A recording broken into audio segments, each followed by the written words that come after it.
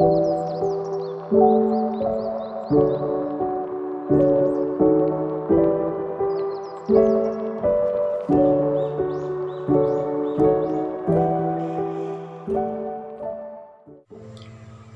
memulai video, perkenalkan nama saya Gloria Angelina Liberty, NIM 201041713132. Tujuan saya membuat video ini adalah untuk memenuhi tugas ujian akhir semester mata kuliah Analisis Lingkungan Bisnis dengan dosen pengampu Bapak Adi Mursalim.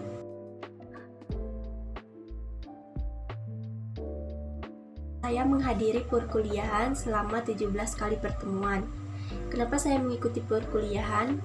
Karena untuk belajar dan menambah ilmu serta wawasan saya tentang analisis lingkungan bisnis.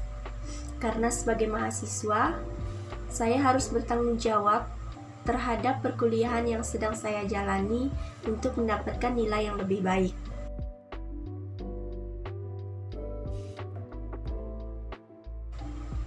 Tugas-tugas yang saya kerjakan selama belajar analisis lingkungan bisnis yaitu membuat video ringkasan dari materi yang ada di modul, yaitu bab 1, bab 2 dan bab 3, bab 4, bab 8, bab 7, bab 10 dan bab 12. Manfaat yang saya dapat dari mengerjakan tugas-tugas yang diberikan yaitu saya dapat mengatur waktu dan bertanggung jawab terhadap tugas yang diberikan. Dan yang paling penting, mengerjakan tugas menambah wawasan yang sebelumnya saya belum pernah pelajari tentang analisis lingkungan bisnis.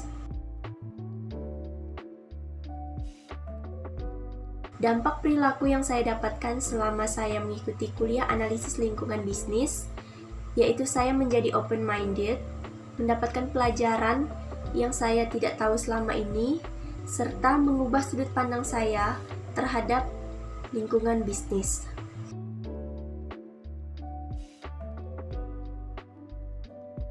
Kesan-kesan mengikuti kuliah online selama 1 semester yaitu menyenangkan. Pak Adi juga selalu membimbing kami dengan baik. Tapi selama perkuliahan online saya sedikit lama untuk memahami materi yang dipelajari karena tidak dijelaskan secara langsung atau face to face oleh dosen, serta secara online juga sangat menguras kuota internet. Dan tanggapan saya jika semester depan dilaksanakan kelas secara offline, saya sangat mendukung karena sebagai makhluk sosial kita perlu adanya interaksi secara langsung satu sama lain agar kita tidak masuk ke dalam dunia kita sendiri. Adanya interaksi yang real atau langsung antara dosen dan mahasiswa serta mahasiswa lainnya, saya rasa akan menunjang mahasiswa dalam belajar dan mudah memahami materi yang dijelaskan oleh dosen.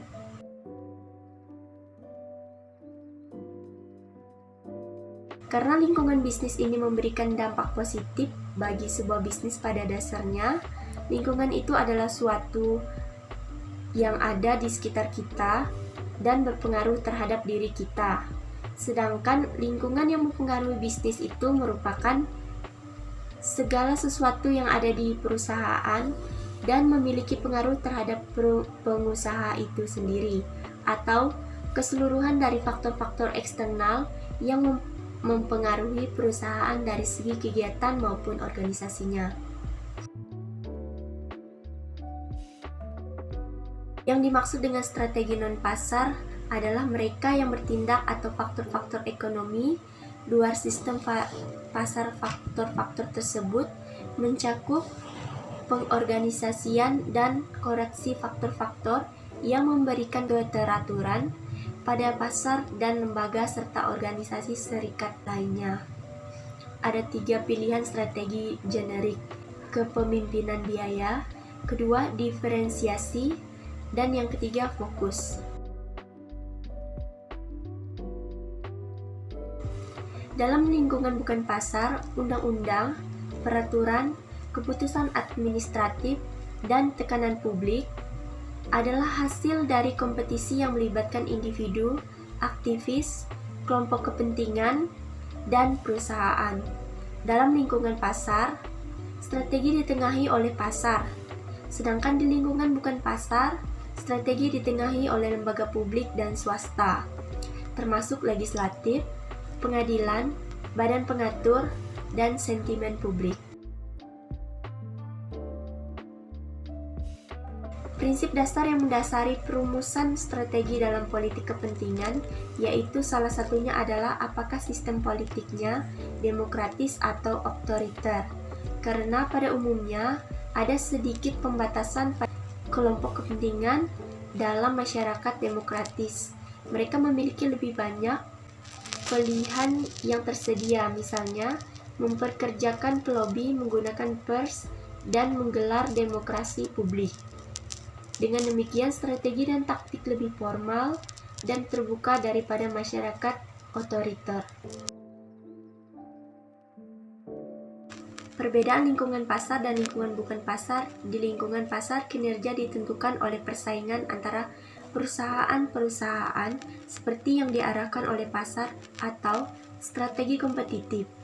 Dalam lingkungan bukan pasar, undang-undang, peraturan, keputusan administratif, dan tekanan publik adalah hasil dari kompetisi yang melibatkan individu, aktivis, dan kelompok kepentingan dan perusahaan.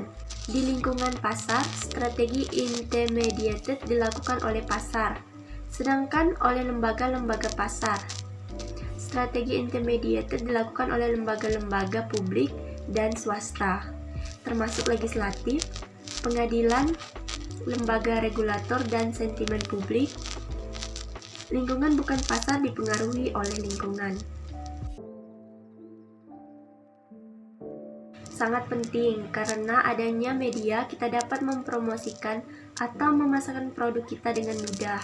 Selain itu, dengan media kita juga bisa menjangkau banyak konsumen di dalam maupun di luar negeri tanpa perlu bertemu langsung. Contoh salah satu media yang mudah digunakan untuk mempromosikan produk yaitu seperti aplikasi Instagram, Facebook, atau aplikasi jual beli atau e-commerce seperti Shopee atau Lazada atau Tokopedia.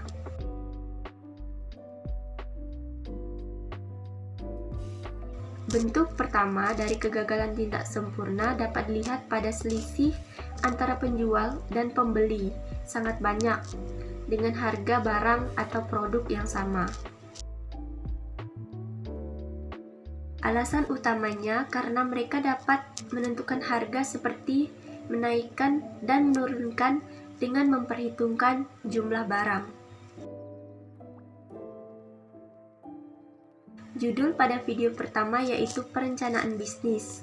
Judul pada video kedua yaitu konsep bisnis dan lingkungan bisnis. Dan judul pada video ketiga adalah strategi penetapan harga. Pembicara pada video pertama yaitu Pak Listanto Kurniadi. Pembicara pada video kedua yaitu dari Arianis Chan dan pembicara video ketiga yaitu Christina Linda.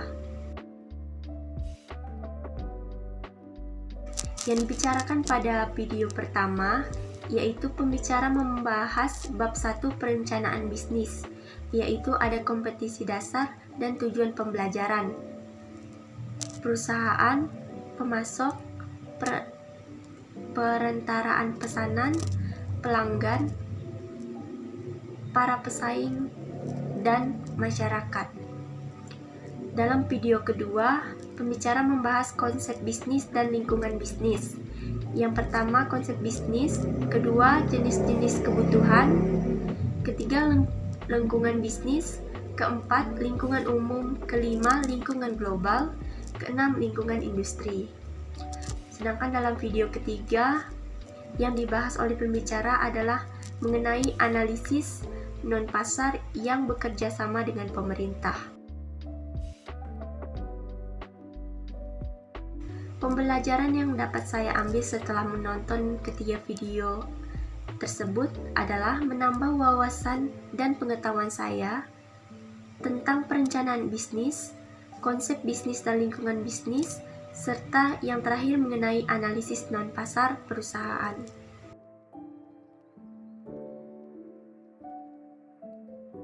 Manfaat yang saya dapat setelah menonton ketiga video tersebut adalah membuka wawasan saya bahwa lingkungan bisnis sangat besar, dan saya belajar hal-hal apa saja dalam lingkungan bisnis dan sangat penting bagi kehidupan yang berguna bagi saya di kemudian hari.